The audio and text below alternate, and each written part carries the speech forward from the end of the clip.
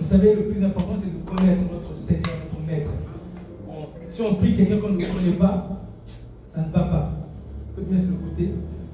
Oui, je vois bien tout le monde. Nous devons le connaître, son caractère, comment il réfléchit. Et bien sûr, la Bible est un grand labyrinthe. La Bible nous révèle partout des éléments qui constituent le caractère de Dieu. Et le tout, c'est juste de les assembler. Les assembler. Déjà, on prend Éphésiens 5, verset 1. Éphésiens 5, verset 1 nous dit. Éphésiens chapitre 5, verset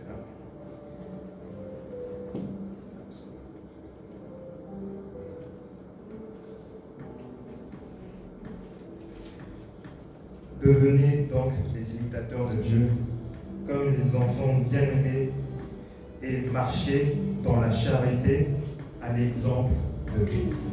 Amen. Vous voyez?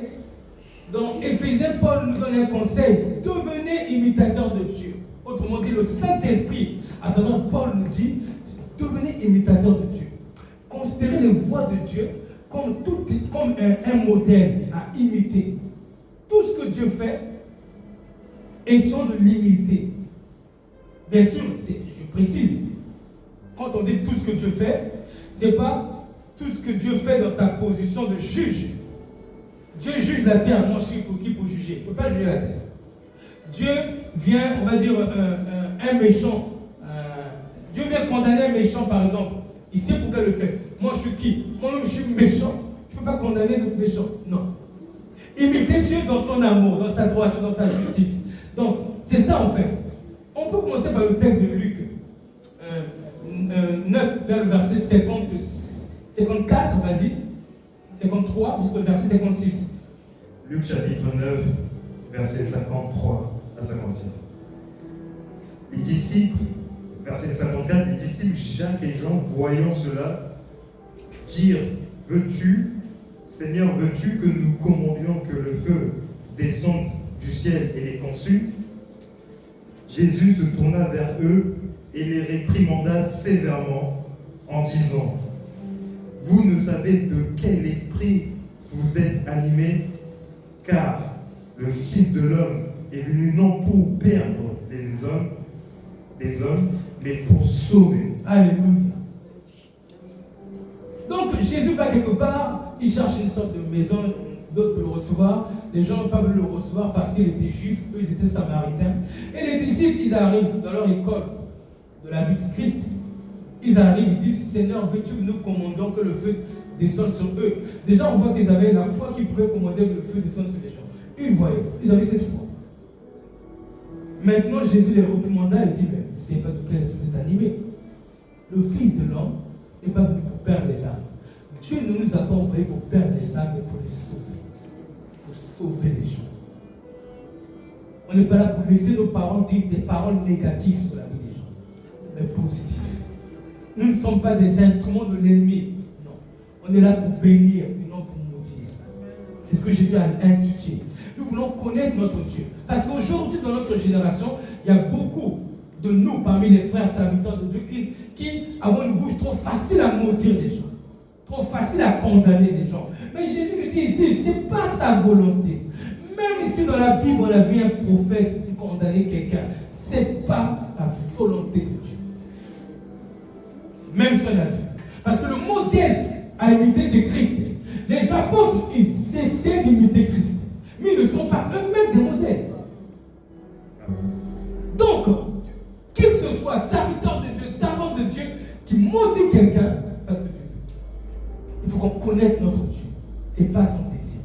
Ce n'est pas sa volonté. Il veut que nous nous positionnons comme des serviteurs de la grâce de la vie des gens. Serviteurs de la construction de sa volonté dans la vie des gens. Serviteurs du bonheur de la vie des gens. On va créer le bonheur, créer la vie et non créer la mort par la grâce de Dieu. Oui, ça peut être un combat parce qu'on aura des obstacles, des offenses, etc. On ne doit pas se laisser aller par nos émotions. Il faut qu'on connaisse notre Dieu. On continue encore. On va aller sur le texte de 2 Pierre 3, verset 9. de Pierre, chapitre 3, verset 9.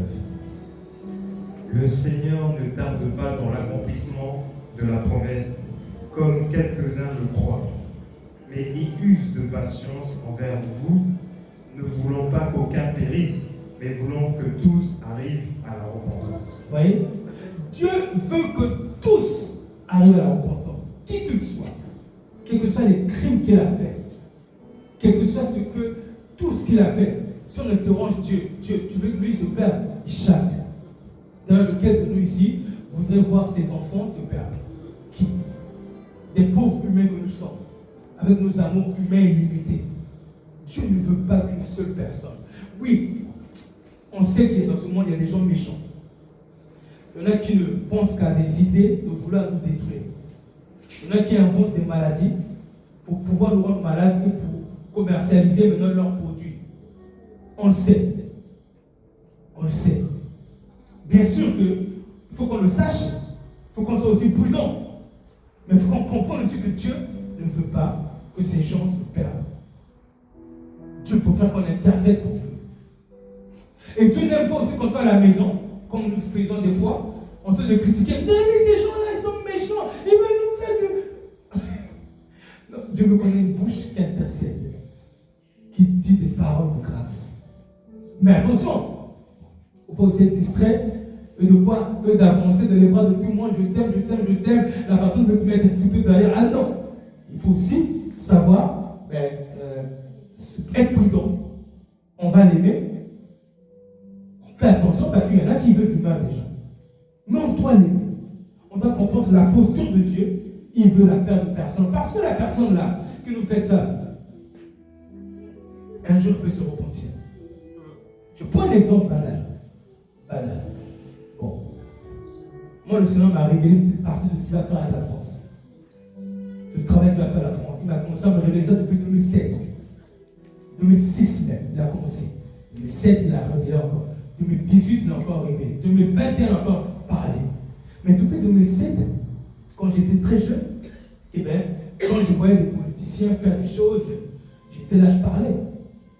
Et Dieu me parlait, me disait, parmi eux, il y a mes enfants. Il y en a un, particulièrement, qui était président. Il était en prison récemment, n'est-ce pas, quelques semaines. Lui, le Seigneur me parlait de lui depuis longtemps. Quand il me disait, parmi eux, il y a mes enfants, et je voyais dans l'Assemblée nationale, je les voyais. Du coup, j'ai appris à les regarder, à nous prier pour les politiciens. Et les regarder avec espérance. Parce que, comment on va prier pour quelqu'un qu'on déteste? On a de la haine ou de l'indifférence. Seigneur, garde-le, mais notre cœur ne le dit pas. C'est notre bouche qui le dit. On doit nettoyer nos cœurs pour prier pour les gens. Du coup, je n'étais pas surpris quand j'ai entendu un jour aux médias que cet ancien président a commencé à parler de Jésus-Christ. Et je n'étais pas surpris quand j'ai vu qu'ils ont dit que quand il est parti en prison, il a pris un livre qui s'appelle la biographie de Jésus. Je n'étais pas surpris. Mais par contre, même quand j'avais perçu que parmi eux, il y en avait qui... mais j'ai mal à prendre, je disais, mais eux avec eux. Mais pourtant, Dieu aime tous ces gens. Et pour Dieu, ce sont tous ses enfants. C'est nous qui ne voyons pas les autres comme c'est bien-aimé. Et Dieu les voit comme c'est bien-aimé. Et notre petite interrogation sur ça, c'est apprendre à voir les gens comme Dieu les voit. Et rappelez-vous le texte de Éphésiens 5, soyons tous imitateurs de Dieu. Même s'ils nous font du mal, Dieu les voit dans l'espérance qu'ils se repentent, qui viennent du salut. Et c'est pour ça que dans notre cœur, même si on voit que certaines personnes mettent des lois défavorables, dures, ça fait mal, c'est vrai. Mais ne perdons pas notre cœur chrétien pour prier pour les gens. De fois, le Père, je ne sais pas, il nous veut du mal, mais ce n'est pas possible. Ce qu'ils mettent en place, ils ont encore augmenté, mais il veut nous détruire. Notre cœur le dit. On va lutter dans la prière contre ces pensées de nos cœurs, pour que depuis nos cœurs, depuis nos maisons, qu'on ne dise pas du mal des gens que Dieu aime un peu partout. Oui, c'est une dimension. Parce que c'est facile de critiquer les gens qu'on voit à la télévision, dans nos salons, dans nos télévisions. c'est très facile, c'est difficile même de ne pas les critiquer. C'est difficile même de ne pas se plaindre. Mais Jacques nous dit quoi? Vous ne plaignez pas les uns les autres, Jacques chapitre 5, afin que vous ne soyez pas jugés. Donc gardons-nous aussi, parce que ces gens-là, juste même quand je dis ces gens, ça fait eux là-bas. Non, c'est pas dit. Parce que ces personnes, ces frères, peuvent un jour prendre des micros, prêcher l'évangile mieux que nous. Apprenons à nous regarder avec ses yeux et connaissons notre Dieu. Amen. Donc Dieu eut de patience envers tous. Et nous, est-ce qu'on est patient avec les autres? Est-ce que nous supportons un petit peu? Dieu eut de patience. Et de sa patience, Dieu n'est pas en train de dire vivement le Seigneur revient pour aller condamner ceux là-bas, pour juger le monde. Non, Dieu est en train de dire dans sa patience, vivement qui se repentent, vivement qui croient en Jésus, vivement qui viennent en Christ, pour que mon amour s'étende sur eux, ma grâce sur eux, et non pas mon jugement. Voilà la posture de Dieu. Mais est-ce qu'on a cette posture tous les jours?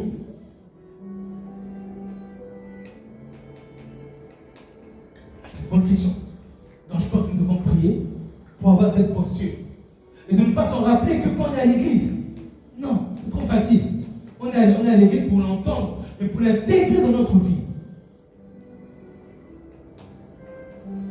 Et les enfants doivent grandir avec ces principes pour que ces principes nous accompagnent. Parce que ce sont les principes du royaume. Amen. On continue encore.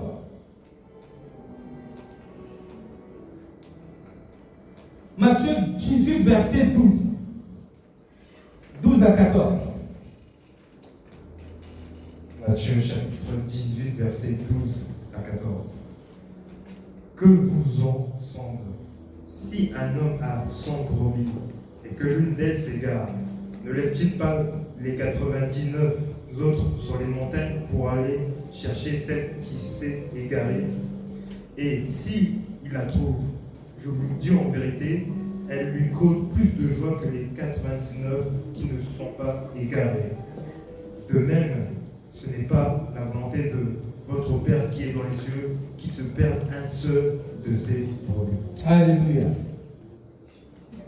Ce n'est pas la volonté de Dieu que le non-chrétien aille en perdition. Le musulman ou qui que ce soit, ou l'athée, ce n'est pas la volonté de Dieu. Même si la perdition est remplie de gens, ce n'est pas ce que Dieu voulait. Ce n'est jamais ce que Dieu a voulu. Et Éphésiens 5 nous dit, soyons imitateurs de notre Dieu. Dieu ne veut pas le malheur de quelqu'un. Quand il a créé l'homme, dans une vision d'espérance que sa grâce en Jésus vienne sur la personne. Dieu ne se positionne pas comme une espérance que les gens se perdent. Non. Il dit, ce n'est pas la volonté du Père qui ne se perde. Un seul des hommes. Et Jésus, le ministère de Jésus, est comme une fonction de Dieu qui s'est détachée de Dieu pour aller se battre contre des hommes, pour les exhorter à la repentance à leurs péchés, pour qu'ils ne meurent pas de leurs péchés. Et ça, il peut le faire à travers toi, à travers moi, ou par l'Esprit de Dieu en nous. Et c'est le ministère qui nous a communiqué. Aller sauver et non perdre. C'est-à-dire nous lever aussi pour aller nous battre dans ce monde pour sauver les gens. Comment les amener à connaître le Seigneur? La première action qu'on peut faire pour sauver quelqu'un, c'est l'amener à connaître le Seigneur. Et des fois, avant cette action-là, il faut lui donner à manger à la personne. Parce que la personne, si elle meurt de faim, comment elle va connaître le Seigneur?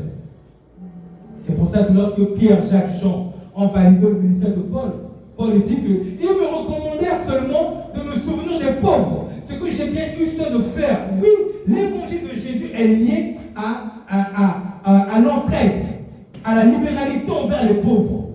C'est totalement lié. Qui va recevoir Jésus s'il meurt de faim? Alors notre mission, parce que c'est déjà quand on voit quelqu'un, il faut vérifier la faim. S'il a la santé, il faut écouter le message. S'il l'a, on y va. Mais s'il ne l'a pas, on va parler de Jésus à quelqu'un qui meurt de faim, qui dit je vais manger. Il va faire quoi de notre Seigneur? Donc c'est lié. Donc si on a bien compris le Christ, normalement, il ne peut pas exister une église qui bâtit la foi en Jésus-Christ sans un aspect lié à la libéralité, à l'entraide envers les pauvres. Normalement, on a bien compris. Ça ne peut pas exister. Ça ne peut pas. Il doit toujours avoir une filière pour les pauvres.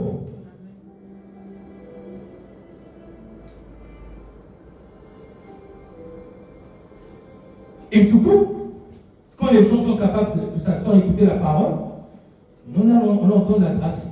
Car ce n'est pas la volonté de Dieu qu'une seule personne se perd. Donc, ce n'est pas la volonté de Dieu que nos enfants échouent, soient dans l'échec. Pas la volonté de Dieu que notre voisin qui habite chez nous, à côté de chez nous, meurt de son péché. Alors, si on a compris ça, on va prier pour nos voisins. On a compris ça quand on va chez notre médecin. On peut analyser si c'est possible de laisser le semence de Christ. Ou si ce n'est pas possible, on peut laisser du coup le semence de Christ dans l'esprit, c'est-à-dire dans la prière. On peut sortir du cabinet du médecin, du docteur, en disant Seigneur, bénis ce monsieur car il ne te connaît pas. Si on a compris que Dieu veut le salut de tous, pourtant le boulanger est devant nous. On voit le boulanger deux fois chaque matin. Qu'est-ce qu'on dit à Dieu pour lui? On prend juste le pain, on rentre à la maison pour manger. Le pharmacien, on va chercher les médicaments. On prend les médicaments, on est content, on s'en va. Qu'est-ce qu'on a dit à Dieu pour lui? Non, ne soyons pas distraits, revenons dans notre fonction que le Père nous a laissée. Il a dit, allez, faites de toutes les nations des disciples. Maintenant, on ne pourra pas parler à tout le monde. Mais chez certaines personnes, c'est juste un petit mot. 5 secondes. Père, dans notre cœur, Père, si monsieur ne te connaît pas, bénis-le que le ciel s'ouvre pour qu'il te connaisse au nom de Jésus-Christ. Notre parole va amener à l'existence. Les anges vont prendre notre parole, vont le faire amener à une route dans la vie de cette personne pour qu'un jour, quelqu'un nous parle de Jésus. Vu que là, c'était au travail, c'était à la pharmacie, peut-être qu'on ne ferait pas. Mais est-ce qu'on a compris ça? Est-ce qu'on marche avec ça?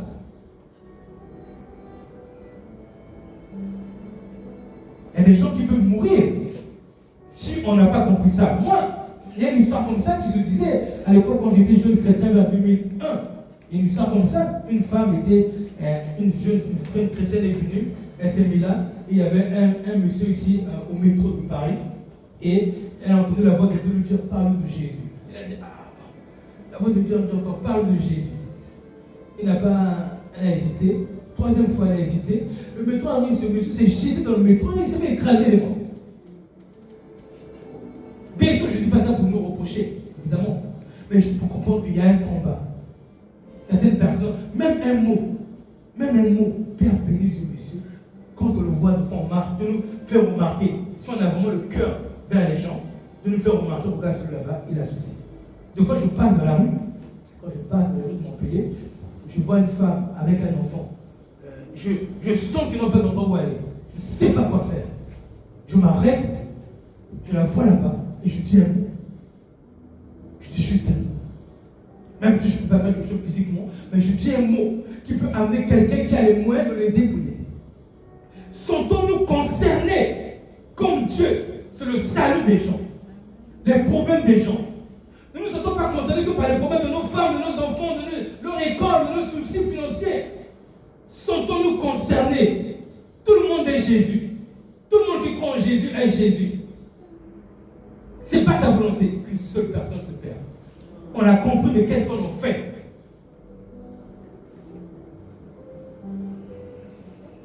Les routes de Montpellier sont pleines de gens qui se perdent. Et même à la télévision, les politiciens se perdent. Même la personne que nous regardons à la télévision, qui nous distrait quand on regarde un théâtre, quand les gens regardent des théâtres, et les gens regardent des théâtres, on rigole avec lui. Mais lui, il est en train de mourir dans son péché. On ne se rend même pas compte de ça. Lui, il est en train de mourir, souvent. Vous voyez, quelqu'un qui croit en Jésus, quelqu'un qui connaît l'Esprit de Dieu, va revenir à un public pour les faire rire. Au lieu de leur parler de Jésus, leur faire rire. Alors les choses sont en train de se perdre. Donc quand on voit ça déjà, nous-mêmes, je ne dis pas que ça ne peut pas nous arriver. Ça peut nous arriver d'être là, on voit un théâtre, on rigole. Mais rigolons avec des cœurs qui intercèdent. On peut toujours dire Seigneur, que ta grâce soit sur celui-ci. Et tu ne connais pas ces personnes-là. Parce que les gens qu'on voit à la télévision, ce sont des occasions que tu as mis aussi pour intercéder pour eux. Et on cet esprit éveillé. Participons avec l'esprit de Jésus dans le plan de salut. Nous, par un mot, peut-être, Et Christ, par la puissance du Saint-Esprit qui agira à travers nos mots. Le simple mot de même pas 3 phrases là peut changer quelqu'un. Je donne un exemple de ce que Dieu m'a révélé un jour. Je marche, je reviens tout à l'heure, je marche comme ça. Quelqu'un arrive comme ça. Et je le vois. Et le Seigneur me dit, dis-lui un mot. Je lui dis un mot. Je lui dis, Jésus, le Seigneur, t'aime. Quand il parle, qu'est-ce que je mets dans sa pensée? Jésus. La pensée, non? Pourquoi il me dit Jésus? Qu'est-ce qu'il me raconte celui-là? Il s'est arrêté peut-être 10 secondes. Pourquoi il me parle de Jésus? Dans les 10 secondes là, est-ce qu'il ne peut pas, un accident ne peut pas lui être évité là-haut? Peut-être que les 10 secondes qu'il a perdu là étaient un moyen, étaient un truc que Satan avait prévu pour l'écraser ou un problème. Ou peut-être qu'il a coincé le doigt à la porte quelque part. Mais les 10 secondes là qui s'est arrêté sur une seule phrase. C'est pour ça que nous ne négligeons pas nos petites actions chrétiennes que nous faisons. Elles ont une grande importance. Amen. Je continue par la grâce de Dieu. On est sur le texte d'Ézéchiel 18.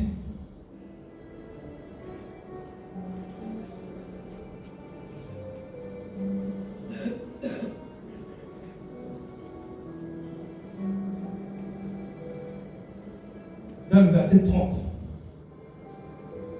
Ézéchiel 18, verset 30. Enfin, plutôt verset 23.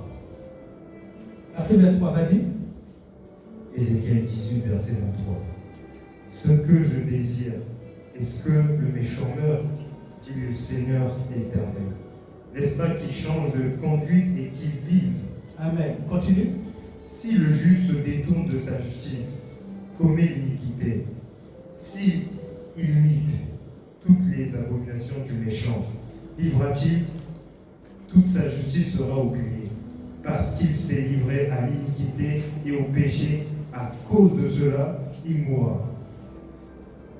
Au verset combien? Là, je suis au verset 25. Va au verset 31, verset 32. Verset 32. Car je ne désire pas la mort de celui qui meurt, dit le Seigneur l'Éternel. Convertissez-vous donc et vivez. Amen. Voilà la posture de Dieu, le Dieu que nous prions tous les jours. Malgré tous les événements qui arrivent partout sur la terre, les gens meurent. Dieu nous donne sa posture. Car je ne désire pas la mort de celui qui meurt.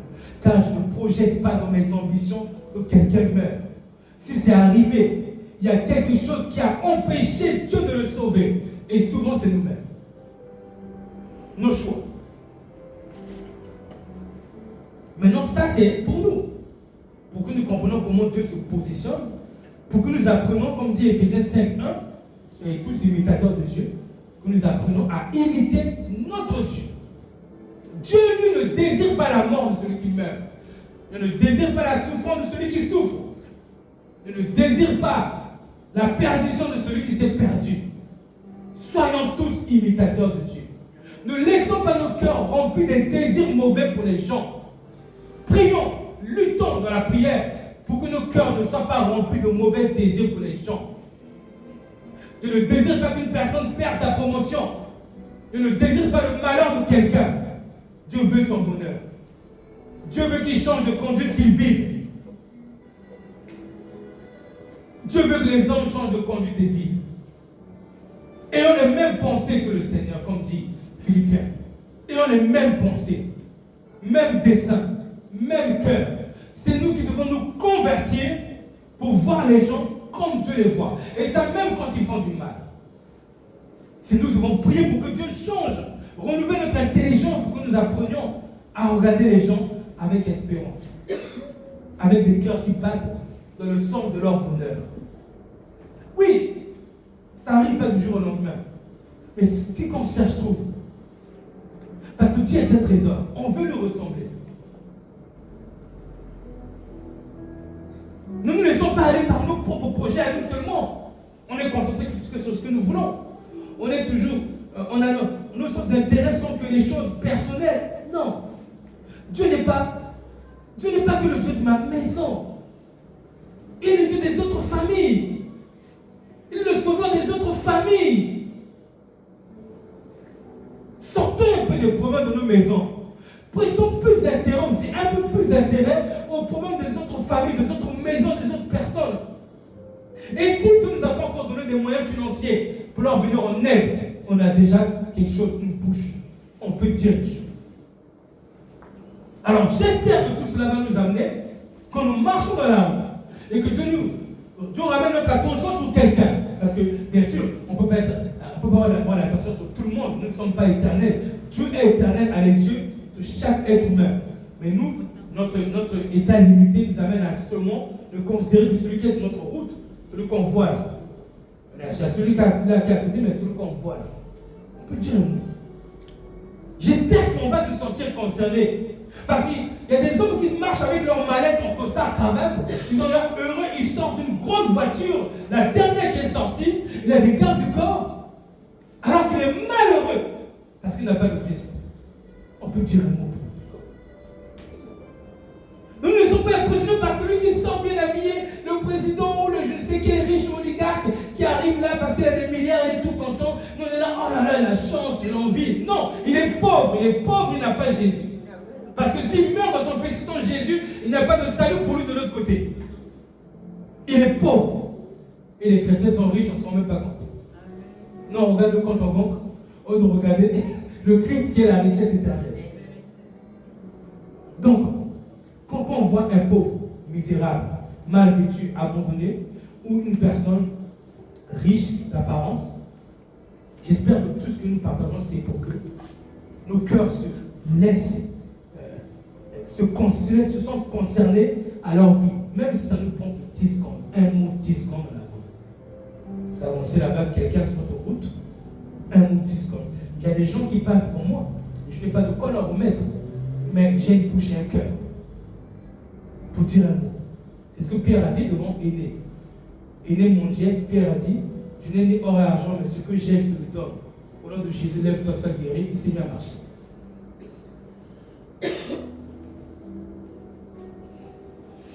Dieu ne désire pas la mort de celui qui meurt. Donc, même s'il y a un homme de Dieu, une personne dans la Bible, je dis bien dans la Bible aussi, qui désire la mort de quelqu'un, qui prononce une malédiction, ce n'était pas la volonté de Dieu. Il était emporté peut-être par ses émotions.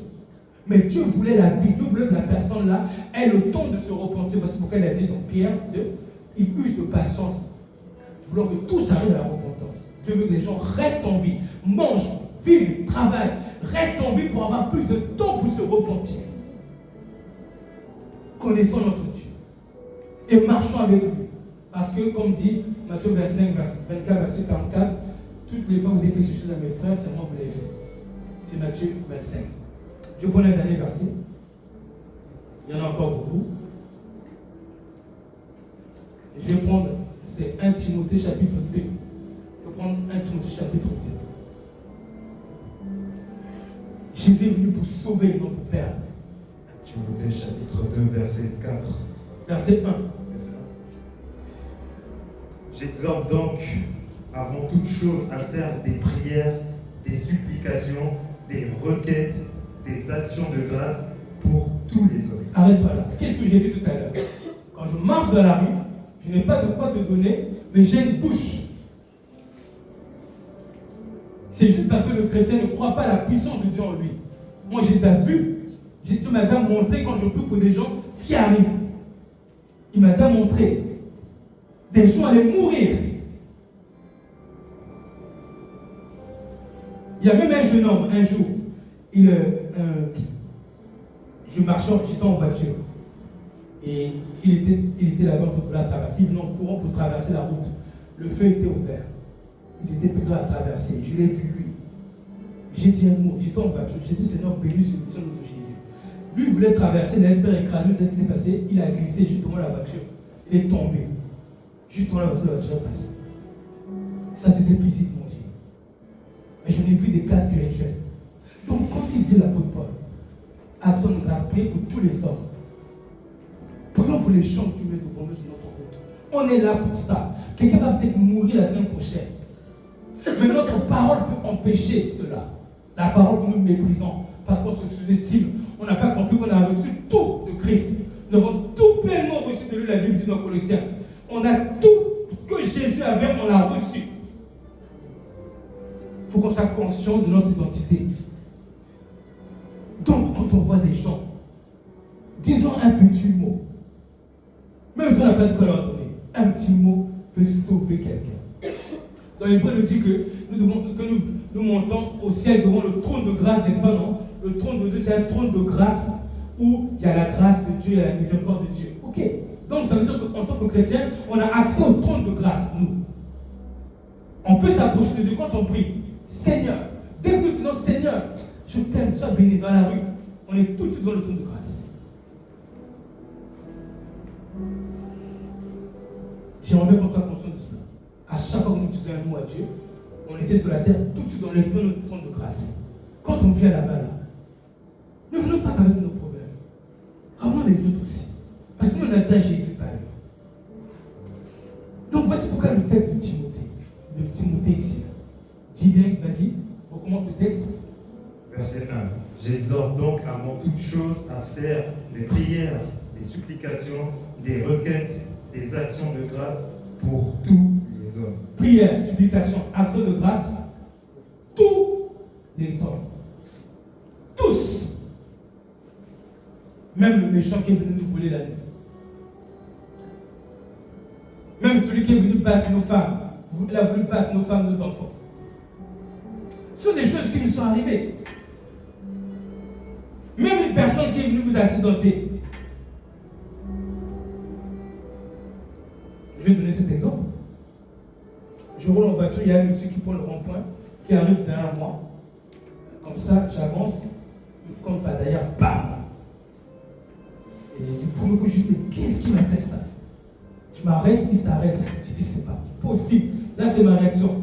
Pendant un moment, j'ai dit, c'est pas possible. J'entends dans mon esprit, bénissez ceux que vous maudissez, bénissez ceux que vous maltraitez, bénissez ceux que vous maudissez, bénissez ceux que vous maudissez. Et mon attention se fixe sur cette parole qui était là. Alors j'avais mon émotion déçue, pas content parce qu'il m'a cassé la voiture derrière. Donc pendant le temps là, il m'a connu quand ça arrête, quand je sors, j'étais d'un converti. Je suis venu évangéliser maintenant. Tu as pris 10-20 secondes, 10 secondes pour me dire non, c'est une évangélisation. Alors je sors, j'arrive. Bon, je lui dis, je suis désolé, vraiment désolé. Moi je lui dis, comment tu t'appelles? Un tel. Tu habites un tel, ça va? Ok. Tu connais Jésus? Je dis, non. S'arrête. Je te parle de Jésus un peu, il a dit oui. L'évangile, pas pour une demi-heure. Il pose des questions. Je dis d'accord, ah, ok. Il dit, est-ce que tu veux recevoir Jésus? Il dit oui, je vais bien le recevoir. Je prends sa main. On prie. J'avais mon phare arrière cassé. On prie. Il reçoit le Seigneur. Amen. Il dit, j'ai pas de Bible. Il dit, je vais te donner une Bible. Donne-moi ton adresse. Je note son adresse. Je t'envoie une Bible. Il habitait à 40 km de chez moi. Il dit, mais constat. Il dit, c'est pas grave. Il dit, cassé ton phare. Il dit, c'est pas grave. Dieu va payer pour ça. Rentre à la maison. Je suis rentré dans la voiture. Il a pris sa voiture. On est parti. Et je lui ai envoyé sa Bible sur la poste. Il m'a dit merci. Je ne sais pas si on a compris pourquoi on est là sur la terre. Et heureusement que tu m'avais appris à considérer ces versets-là. Bénissez ceux que vous maudissez, bénissez ceux que vous maltraitez. Donc il faut qu'on soit prêt. Dieu peut nous envoyer une âme pour qu'elle soit sauvée. Il est venu comme un cambrioleur, comme un voleur. D'ailleurs, quiconque vient voler un chrétien est venu chercher une prière. Vrai ou faux? Puisque Jésus a dit bénissez ceux que vous maudissez. Quiconque vient te voler, dans l'esprit, il est venu chercher un voleur. Amen. Le diable a dirigé ses offenses vers un être humain, mais Dieu a orienté l'offense vers le chrétien pour que la parole là sorte pour le bénir. Amen. Quiconque vient nous faire du mal, c'est une façon d'intercéder. Si vous avez dans votre famille quelqu'un, vous avez toujours des problèmes avec lui, avec cette personne-là. Cette personne est en train de dire priez pour moi dans l'esprit. Il faut qu'on écoute le son de la voix de la personne qui pleure. Qui va prier pour moi? Continuons dans 2 Timothée, 1 Timothée chapitre 2. Vas-y. Je recommence. Tu peux, vas-y. J'exhorte donc avant toute chose à faire des prières, des supplications, des requêtes, des actions de grâce pour tous les hommes. Ok. Ok. pour les rois Les rois. et pour tous ceux qui sont élevés en dignité, afin que nous menions une vie paisible et tranquille en toute piété et honnêteté. Amen. Celui qui est bon et agréable. Cela est bon.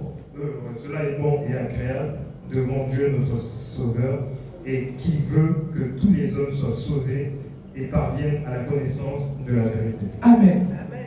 Donc ça, on dit que c'est bon. Je vais conclure par là. C'est bon et agréable devant Dieu, qui lui, il veut que tous les hommes soient sauvés. Éphésiens 5 a dit, soyez tous imitateurs de Dieu. Dieu, lui, veut que tous les hommes soient sauvés. Et nous, qu'est-ce qu'on fait de ça? Maintenant qu'on le sait, qu'est-ce qu'on en fait? Ok, je le sais, je rentre de la maison, j'enlève les enfants, on va faire les courses, on va se balader, on va en vacances. Et ça, qu'est-ce qu'on en fait? Quand on part en vacances avec nos familles, est-ce qu'on prévoit de ramener des trains d'évangélisation? Quand on part en vacances, est-ce qu'on prévoit de mettre de l'argent de côté pour assister les stands domiciles quand on voyage là-bas? C'est important. N'hésite pas d'évangile sans ça. Parce que je suis parti un jour j'habitais au nord avant, à Paris. Je suis parti un jour à Barcelone. En partant, au moment de partir de Paris, le Seigneur m'a interpellé, m'a dit c'est bien. Je t'ai permis de pouvoir aller avec tes enfants, tout ça et tout. Mais tu fais quoi pour moi? Qu'est-ce que tu fais pour moi? Moi j'ai répondu, Seigneur, je vais prendre quelques éléments, quelques finances, je vais ramener à disposition pour que mes mains soient toujours dans une action de libéralité envers ceux que je verrai là-bas. Je suis parti avec ça. Donc je n'étais pas seulement d'accord, oui, ma femme, mes enfants, de la joie. Non! Un disciple a compris, tu ne pars pas en vacances pour des vacances, c'est moi. On reste dans l'évangélisation. Il y a des gens qui sont affamés. Mais vous imaginez? Écoutez, je suis rentré à Barcelone avec madame dans une boutique. Elle a acheté quelques tenues, voilà, j'étais bien content de me faire plaisir. Bon, à la sortie de la boutique, il y a des gens qui m'ont fait à goûter. Comment on va dire à la voix de Dieu qu'il me donne des finances? Qu'est-ce qu'on va dire à Dieu? Ah, Seigneur, merci. Ma femme va avoir une robe, mais lui va mourir de faim. Dieu voit beaucoup de choses. Dieu voit beaucoup de choses. Dieu veut que quand on part en vacances, on pense aux pauvres là-bas, là où on va là-bas, qu'on soit toujours prêt. Dieu veut, Dieu veut. Parce que quelqu'un, si on ne lui donne pas, il peut mourir. Cette personne-là, Jésus l'aime. Il est la prunelle des yeux de Jésus. Il est le souci de Jésus-Christ. Jésus cherche quelqu'un de disposé pour le servir en tout temps. Amen, gloire à Dieu, faites le message.